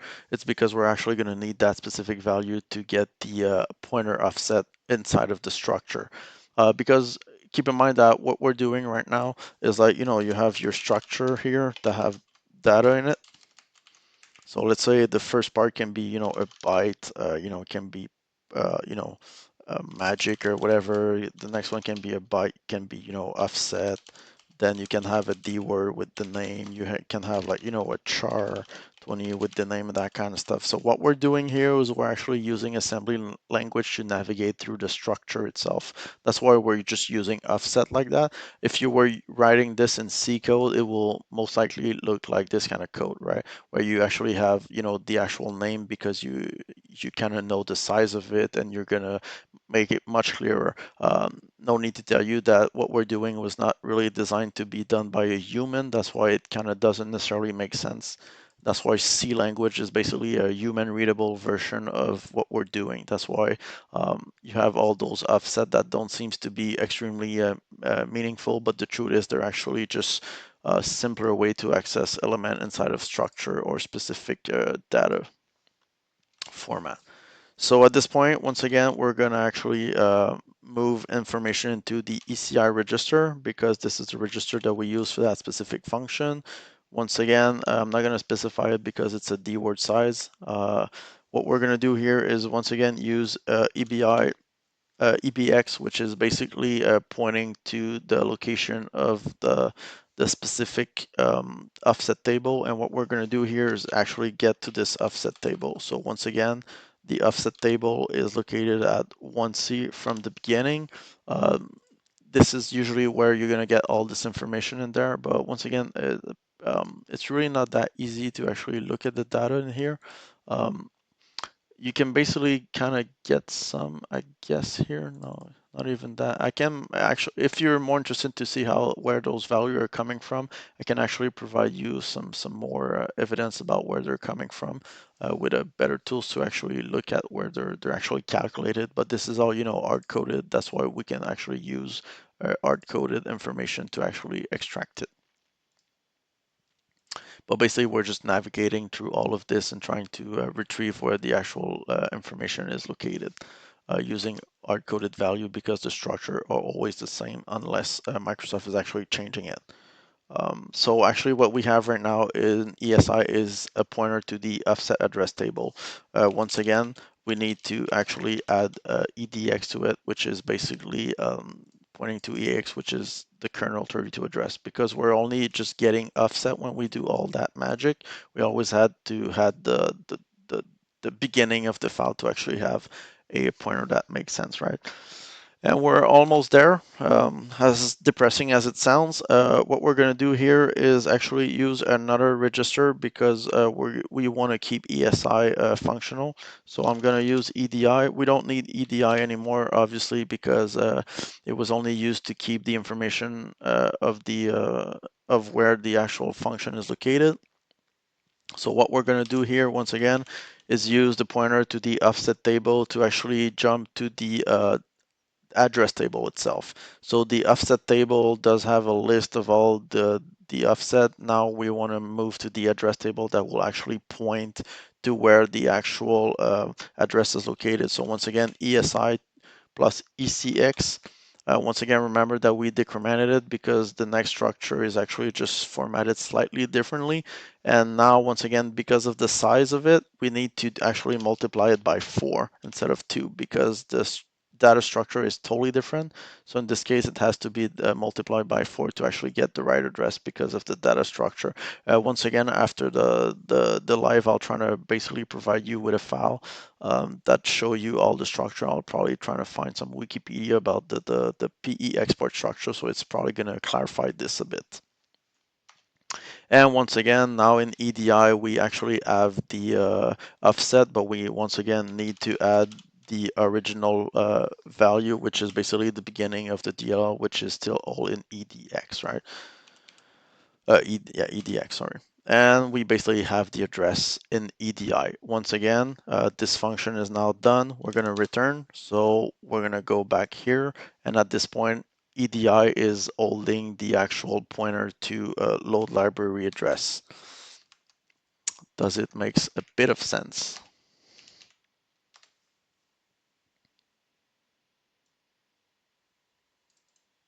Well, to be honest, the get address part is kind of something. Yeah, the thing is the way that the DL are designed, there's all kind of tables that are referencing each other, and what we're doing is basically doing some voodoo magic to actually jump between each of them. As I told you, I'll try to find some documentation that basically just gonna explain you all of those offsets, and it's probably gonna make it a bit clearer.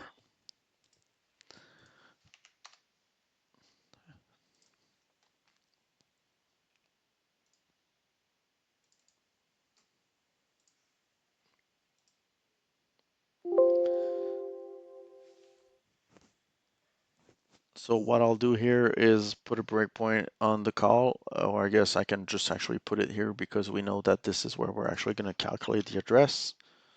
So F9, we're going to stop. When we hit the return, we're actually going to put a breakpoint here. So as you can see here, EDI is the register that should hold the address of what we're looking for. And if we look at the register, EDI is now pointing to kernel 32 load library. So we finally got the address of load library, and we can actually confirm that we have the right information by looking at, I don't know where it is anymore. I think it's here. We can actually confirm that we ended up getting literally the same value, which was what we expected, right? So at this point, we can now actually call everything else dynamically. We literally resolve the address of load address at runtime. So this is not hard coded. So if you actually run this piece of code on every computer, even if they're running different version, it's always going to work because you're not using any hard coded offset for load library. But now what we did is only, get a pointer to load library. So what we need to do next is to basically um, make sure that we actually also retrieve the address of get proc address, right? Because we still need to retrieve the address of get message box, right? So the reason why I wanted to kind of format this into function is that we can actually reuse that code and pretty much do the same and actually retrieve the address of the actual other functions. So what I'll do here is push the information on the stack. Once again, the information was stored in EDI, so I'll just push EDI on the stack because this is basically what we're looking for, all this code, just to get that specific value. So we obviously don't want to lose this at any cost. So this is it. What we're going to do now is to actually call the same code pretty much one more time because we actually just want to make sure that we preserve all the information to actually also retrieve get proc address. I'll just move things around a bit. I'll put this here just for clarity. And what I can do is pretty much just copy paste this whole thing, right? Once again, no need to tell you that we need to change the offset because now we're looking for a different function. So we'll search for get proc address. And the offset that we want is this one. So we're actually going to change this for that. Simple as that. You may want to remember that we actually destroyed some of the register during the process. There is some function that ended up, messing with EAX and all that kind of stuff. That's one of the reasons why we actually kept it in EDX. But there's something that we may want to do since we're going to reuse it. We want to make sure that we preserve those register intact. If they're not the same. So basically what we want to do is before we actually go here, we want to have the same state in the registry. So what we'll do here is we're actually going to push EDX. Even if we did the move and everything, we want to push it on the stack so we can actually use it later and make sure that it's also going to be the same. And ESI was also important, so we're also going to push ESI on the stack. Nothing really special here. We're just basically going to push them on the stack. Remember, if we want to retrieve information from the stack, you can actually pop the information. But there's also other ways that you can actually use, which involve, just getting them directly. So after we actually call the first function here, we're going to return. And what we want to do now is actually make sure that all those register are set properly. Once again, what we want to do is move some of those information back to where they belong. So remember that EAX is actually going to be pointed by EDX, so you may want to basically recover EAX. So what we're going to do is actually get the value from what we push. There's a way to do that. Once again, you can actually just use the current ESP location. We just need to find the offset that we need, and we're actually also going to recover ESR from the stack.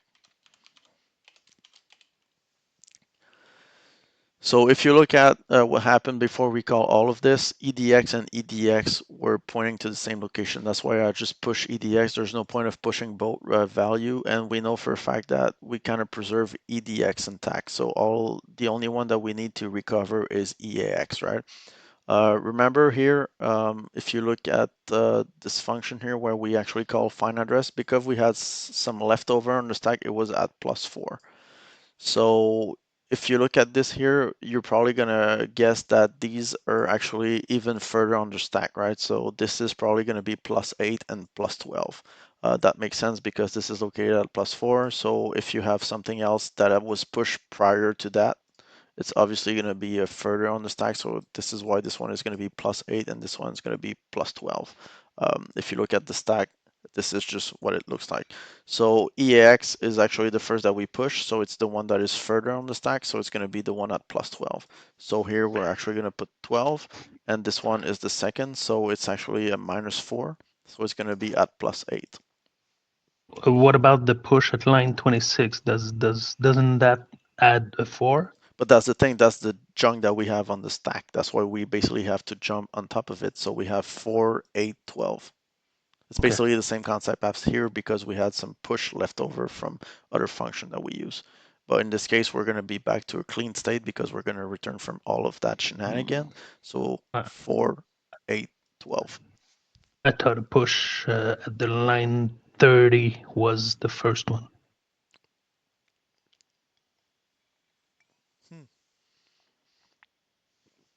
That's a good point, actually. I should probably push it after. No, actually, are we going to retrieve from that? I'm actually going to run it live because I'm even getting confused myself. We're actually going to run this. That's usually the best way to calculate it if you're not sure. Just run it at runtime and make sure you have the right information in the register, which is exactly what I'm going to do now. Oops.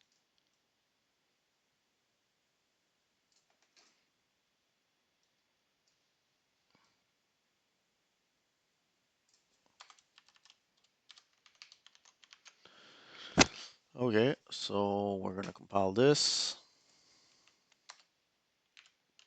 We're going to run it.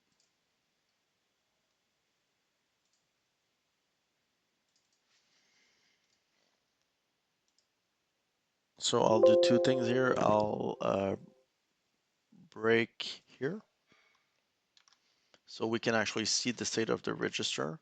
I'm going to break here and I'm going to break here and I'm going to break here. Yeah. So F9 to actually start it. So first break, as you can see, we actually push EDX and ESI on the stack. So we have both value here. As you can confirm, EX was actually pushed, EDX, which is also the same value as EX, was pushed first. So that's why it's the one that is further down.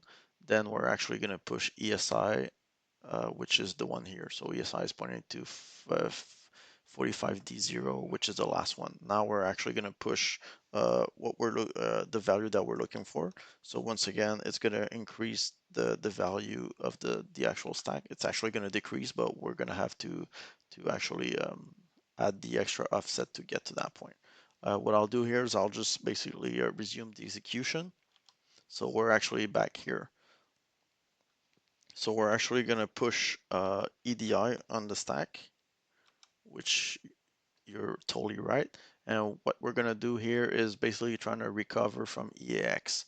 So if we're trying to recover EAX from 12, we should actually have ESP pointing to FC plus 12. So FC plus 12 is actually going to set EAX to this value, which is exactly what we're expecting because 4, 8, and 10. Because keep in mind that we're currently pointing to it, so the push that we did is basically at 0. That may be what confused you and actually ended up confusing me. The first argument is always as ESP 0. The second one is at ESP plus 4. The third is at plus 8, and this one is at plus 12. Does it make more sense? Can you come back at the code?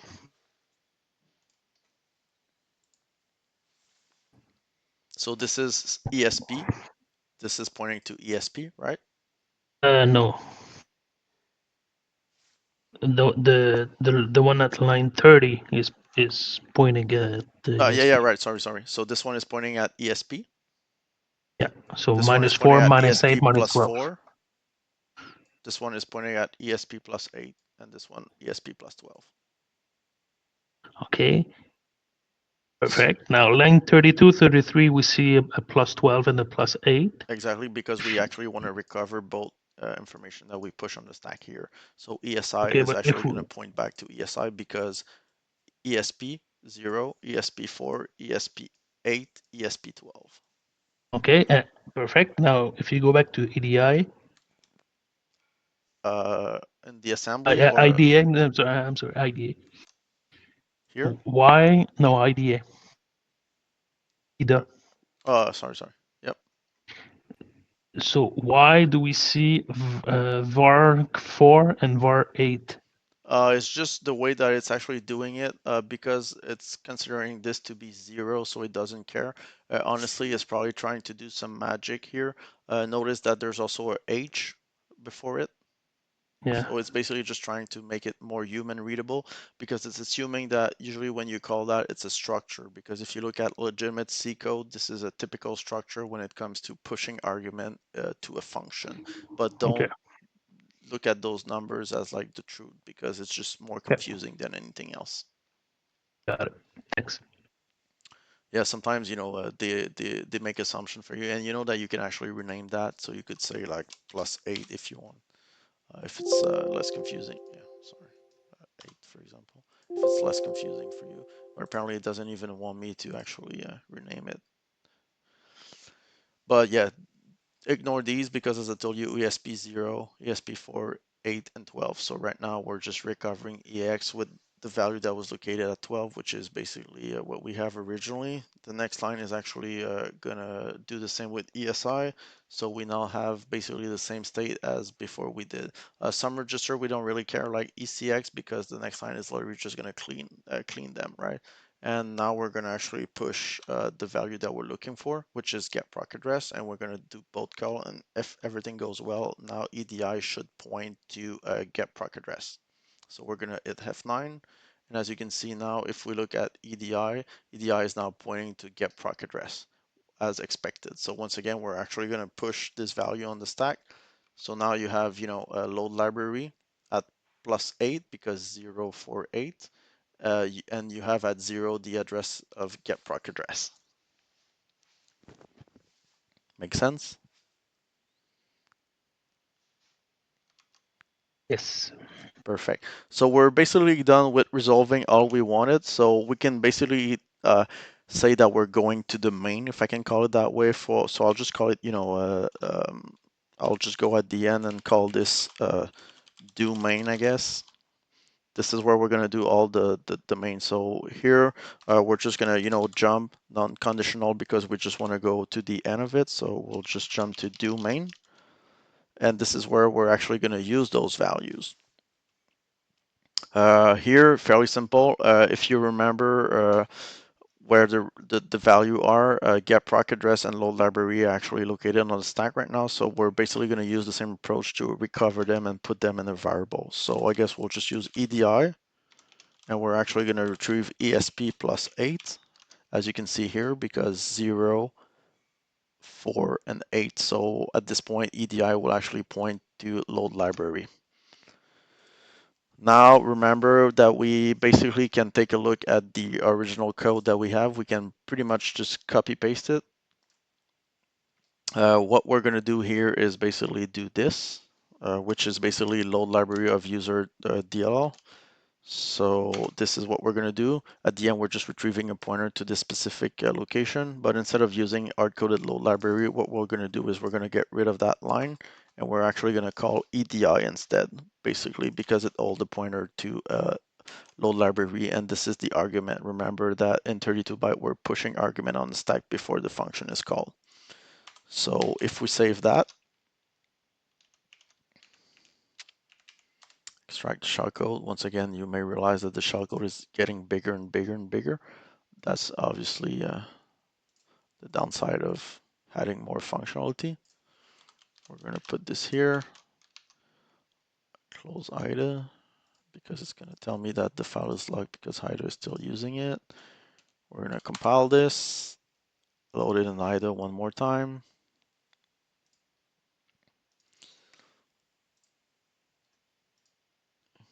Here.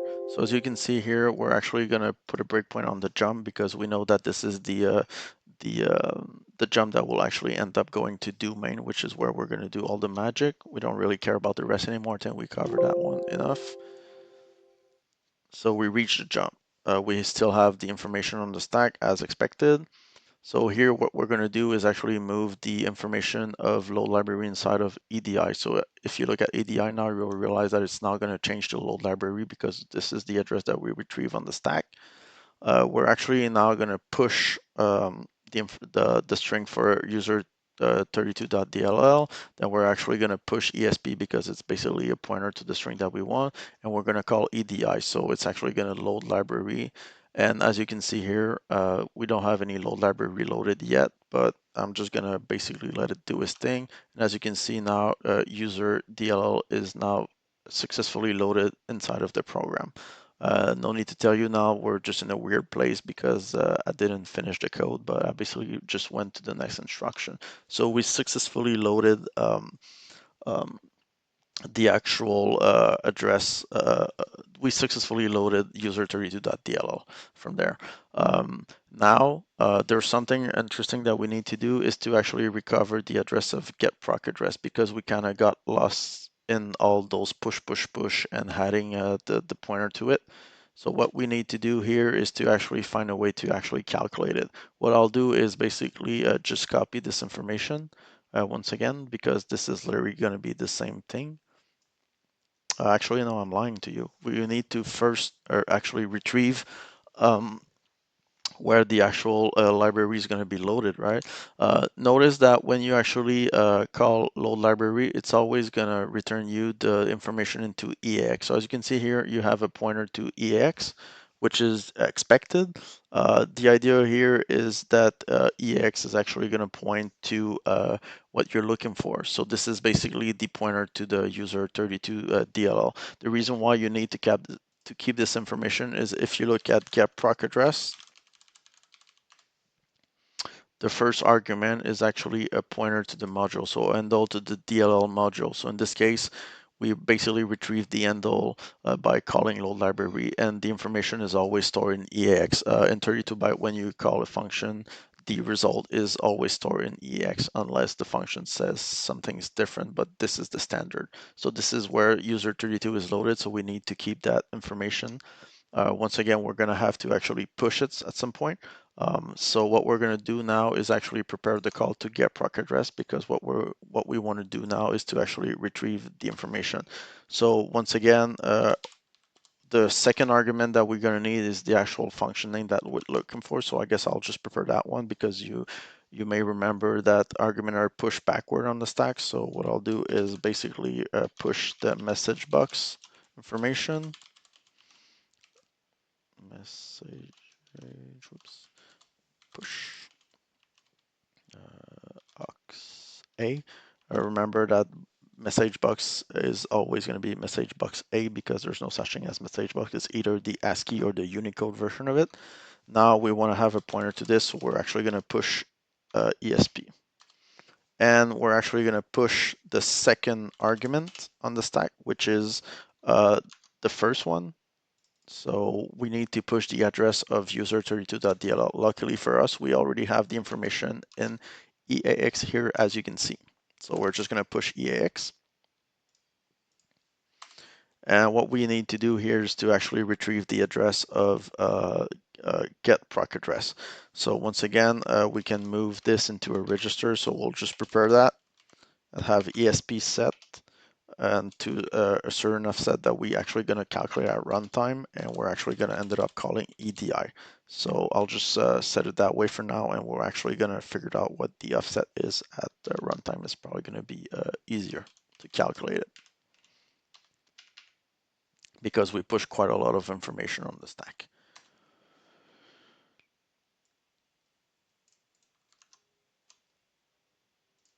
So we're going to clear this one more time. Save this, close IDA, because the file is still actively used in there. I wish that IDA had a feature where you can actually just reload something directly, because it's always protecting the file, so I have to close it and reopen it again. We're gonna reload it again. And we're gonna look at where all the stuff is pushed. So basically what we need here is to actually retrieve the location when we're gonna hit the move. So I'll just put a breakpoint here, run the program using F9, and reach that location. So what we're looking for is the actual address of getProc address, which is currently here on the stack, right? So let's just calculate it. ESP is actually pointing at FED4, which is here. So let's calculate. 0, 4, 8, 12, 16, 20, 24, 28, 32. So if I'm right, this information is now located 32 away from where we are. So the answer to the $1 million question is ESP plus 32 is actually pointing to getProc address. And we're actually going to call that. Once again, what we're going to retrieve here is the actual address of the function, and it's going to be stored in EAX by default. So once again, we're going to actually dump that real quick.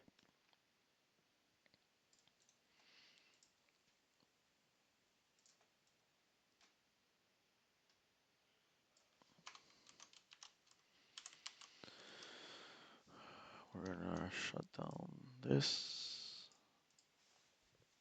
compile it, and actually open it again for the millionth time today. And we're gonna put a breakpoint on the call, F9 to start it again. We're gonna get there. So as you can see now, EDI is pointing to getProc address as expected. We have all the proper information on the stack. So we basically have a pointer to user 32 DLL and a pointer to the actual function name. So once again, I'm just gonna let it run. And luckily we should have the actual address in EAX afterward. So as you can see here, the debugger is kind enough to tell you that what you have here is a pointer to user 32 message box. Once again, if you're doubting that the information is accurate, you can always validate it using the little utility that we wrote, which is user32.dll message box A. As you can see, it's the same address, so we have the same result, which means that we successfully also call getProc address and we actually retrieve the address of message box A. The good news is we're pretty much getting there. The only thing that we have to do now is to actually call the function. We know for a fact that the address is located in EAX, so we can assume that we're going to end up calling EAX. Nothing special here. All we have to do before that is to actually prepare the argument for the actual call. So once again, we can look at the code that we wrote because none of this will actually change. So we can literally just copy paste it. Actually, I forget to copy this. This is usually where we're gonna basically prepare the information that we're gonna actually display in EX. Now we can literally just get rid of all of this because we actually already have the information in EAX. And we're pretty much done. At this point, the message box will show hello. So once again, for the last time for today, we're gonna compile this again, extract the shellcode, modify the C code to actually test it.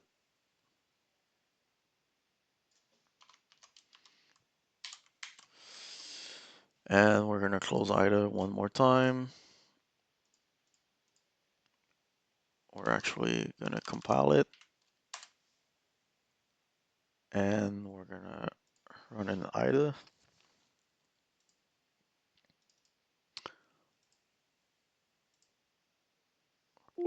We're gonna put a breakpoint in the last call, F2, F9 to start it.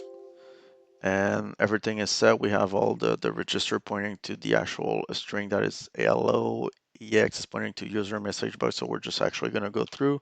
And as you can see, everything was done. And we finally have the hello pop up. We finally made it. Here, once again, it's going to crash because we didn't really terminate the program properly, but it's already getting late, so I guess I'll just stop here for today.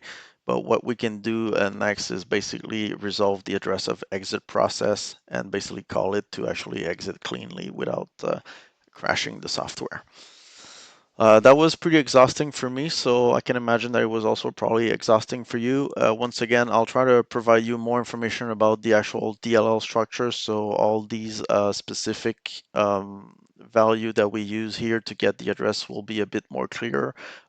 Just out of curiosity, the rest, was it pretty clear with the IDA and the TDB and PEB and all that kind of stuff? I guess my understanding is this part was probably the most confusing. Yeah, it was Personally, for me, mostly, yes. Yeah, the beginning was clear. It's when you're moving inside the structure, and that I will need to dig into to really understand it.